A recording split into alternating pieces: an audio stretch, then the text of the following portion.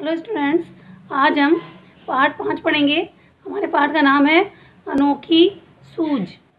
इसमें देवताओं और दानवों की कहानी है। किसने सूझबूझ से काम किया, किस प्रकार उसने जीत हासिल की, उसी का इसमें वर्णन है कहानी में। तो देखिए, फर्स्ट पैराग्राफ है अपना। बात पुराने ज़माने की हो, देवताओं और दानवों में युद्ध होता रहता था। यानी प्राचीन काल की बात कर रहे हैं, बहुत पुराने समय की, जब देवताओं और दानवों में युद्ध होता रहता था, झगड़ा होता रहता था। दोनों पक्ष मिलकर एक बार प्रजापति के पास गए। दोनों पक्ष यानी देवताओं का पक्ष और दानवों यानी राक्षसों का पक्ष, दोनों पक्ष मिलकर के किसके पास गए? प्रजापति यानी ब्रह्मा जी के पास गए। वहाँ जाकर बोले, मान्यवर, हम दोनों ही आपकी संतान हैं। बताइए कि हम दोनों में बुद्धि में कौन बड़ा है। वहाँ जाकर देवताओं और दानवों ने क्या कहा कि हम आपकी संतान हैं। अब आप बताइए, आपकी संतान में से देवता श्रेष्ठ है या दानव? बुद्धि में कौन बड़े हैं? उनकी बात सुनकर प्रजापति मुस्कुराए, हंसने लगे। मन में सोचने लगे, किसे बड़ा बताऊं? देवताओं को बड़ा बताता हूँ तो दानव नाराज होते हैं, दानवों को बड़ा बताता हूँ तो देवता नाराज होते हैं।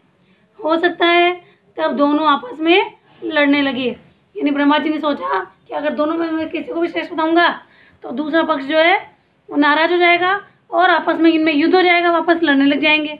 तो मैं किसे बड़ा बताऊं? इसके प्रश्न फर्स्ट हैं, उपयुक्त गद्यांश का उचित शीर्षक लिखिए। यानी जो हमने गद्यांश पढ़ा है, इसका शीर्षक क्या हो सकता है? श्रेष्ठ कौन। सेकंड है, प्रजापति के पास कौन गए और क्यों। तो प्रजापति के पास कौन गए थे? देवता और दानव गए थे। और क्यों गए थे? यह पूछने के लिए कि हम दोनों में बुद्धि में कौन बड़ा है। प्रजापति के सामने क्या समस्या थी? प्रजापति के सामने ये समस्या थी कि अगर वो देवताओं को श्रेष्ठ बताते हैं तो दानव नाराज हो जाएंगे, और दानवों को श्रेष्ठ बताएंगे तो देवता नाराज हो जाएंगे, और दोनों में युद्ध हो जाएगा। इसलिए वो किसे बड़ा बताएं, ये उनका समस्या थी। ब्रह्मा का पर्यायवाची शब्द गद्यांश से चुनकर लिखिए। ब्रह्मा जी का पर्यायवाची शब्द आया इसमें प्रजापति।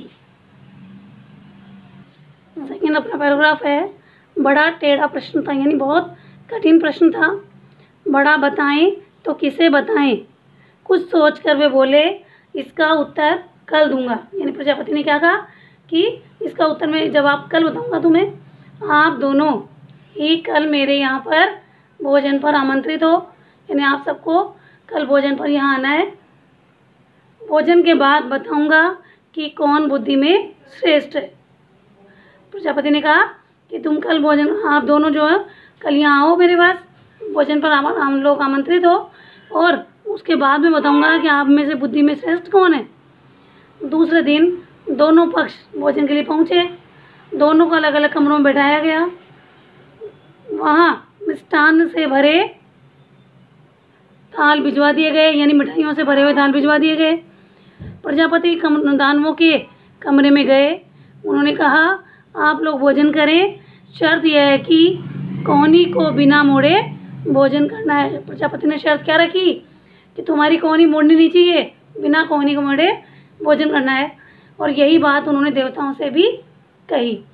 अब इसमें प्रश्न है अपना, टेढ़ा प्रश्न क्या था कि किसे बड़ा बताएं। टेढ़ा प्रश्न क्या था कि बड़ा बताएं तो किसे बताएं, ये उनके सामने टेढ़ा प्रश्न था। प्रजापति ने किसको आमंत्रित किया था? प्रजापति ने देवताओं और दानवों को आमंत्रित किया था। देवता और दानवों को कहाँ बिठाया गया? देवता और दानवों को अलग अलग कमरों में बिठाया गया। फिर क्वेश्चन 4 अपना, भोजन करने की शर्त क्या थी उनकी? शर्त यह थी कि कौनी को बिना मोड़े भोजन करना है।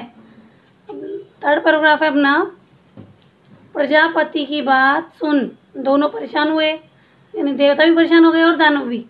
वे एक दूसरे का मुंह ताकने लगे। मुंह ताकना मतलब एक दूसरे की तरफ देखना। समस्या थी, खाएं तो खाएं कैसे? कौनी नहीं मोड़नी चाहिए, ये शर्त रखी थी प्रजापति ने, और बिना कौनी मोड़े खा नहीं सकते थे। भोजन भी नहीं बचना चाहिए, ये शर्त हो रखी कि खाना पूरा खत्म होना चाहिए, ये समाप्त हो जाना चाहिए। प्रजापति की आज्ञा का भी पालन होना चाहिए, यानी प्रजापति ने हमें जो आज्ञा दी है कि बिना कोनी मोड़े खाना खाना है, भोजन बचना भी नहीं चाहिए, तो वो कैसे करें। देवताओं ने एक उपाय सोचा, कमरे के किवाड़ बंद किए, यानी दरवाजे बंद कर दिए, आमने सामने बैठ गए एक दूसरे के, और लड्डू उठा उठा कर एक दूसरे के मुंह में देने लगे, एक दूसरे के मुंह में खिलाने लगे लड्डुओं को। कुछ देर में थाल साफ हो गया, यानी लड्डुओं के जो थाल थे, मिठाइयाँ थी, खत्म हो गई सारी, सारे लड्डू समाप्त हो गए। न हो हल्ला न शोरगुल, यानी कोई आवाज़ नहीं हुई, कोई शोर नहीं हुआ। देवताओं ने शांतिपूर्ण भोजन किया, यानी बड़े शांत तरीके से भोजन कर लिया। अब इसका कुछ प्रश्न फर्स्ट है, देवता और दानव क्यों परेशान हो गए।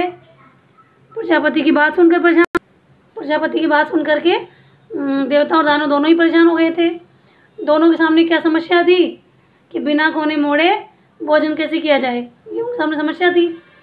देवताओं ने भोजन करने का क्या उपाय सोचा, तो देवताओं ने क्या उपाय सोचा था, तो देवता आमने सामने बैठ गए और एक दूसरे के मुंह में लड्डू देने लगे। इस प्रकार उन्होंने भोजन करने का उपाय सोचा।